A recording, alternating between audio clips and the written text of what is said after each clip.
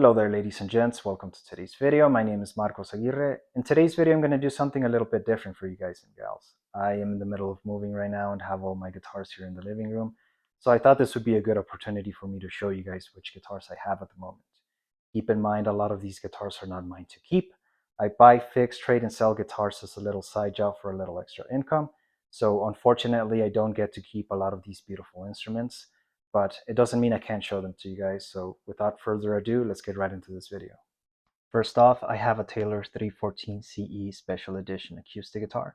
This instrument is a special edition model in that it's a replica of the one used in The Last of Us, which is of course a popular video game series and TV show. With an amazing sound and build quality, this is honestly one of the best acoustic guitars that I've had the pleasure of owning. Unfortunately, today that I'm doing the voiceover for this video, I have to ship this guitar out to its new owner, but having owned this guitar had a lot of significance because it was my introduction to Taylor guitars, and now I can say with experience that they make some good products. And who knows, maybe I'll find one of these for myself in the future.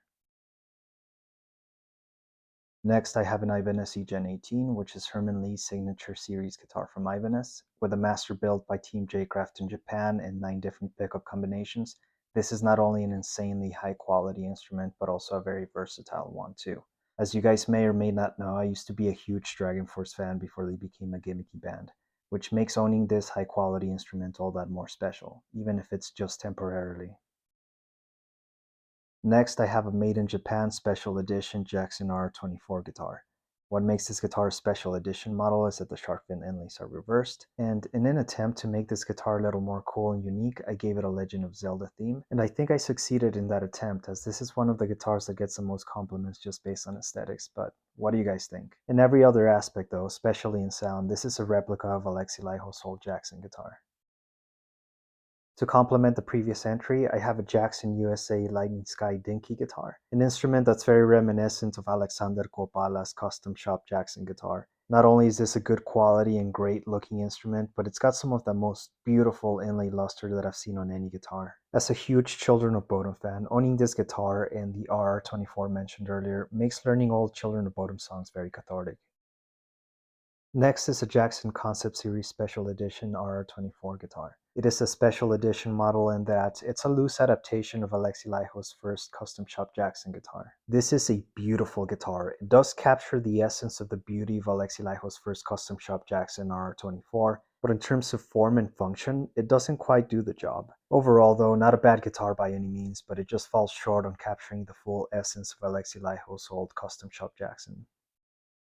Next is the only bass guitar in my collection. This is an ESP-LTD HB600. It is Henka Blacksmith's signature series bass. As you guys know, I'm primarily a guitar player, but I've held on to this bass not only because I'm a huge Children of Bodom fan, but because this really is a great instrument. Not only does it have a really good tone, but it makes it very easy to transition from playing guitar to playing bass with very little practice.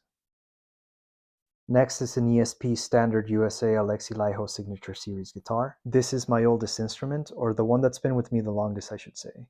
And for good reason, it is an amazing guitar. Evolved from the Jackson RR24s like the one I showed you guys earlier, this guitar takes form and function of Rhodes guitars to a new level. And this is an instrument I will reluctantly sell only if I have to.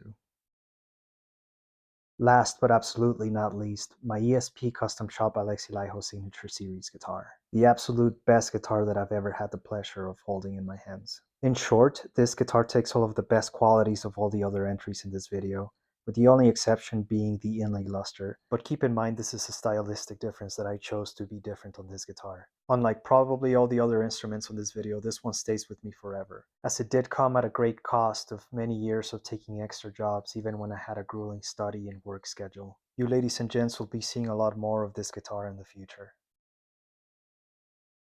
Overall, I have a connection to every one of these instruments, because after all, I wouldn't be selling a product I don't believe in or are knowledgeable about.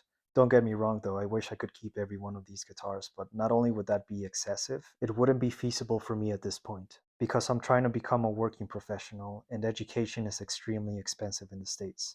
Still, I'm hopeful that once I finish my career, I can buy some of these guitars back. And I know it's unfair to complain about parting ways with these guitars when I have a custom shop ESP, but still, parting ways with instruments this nice always feels like a sacrifice.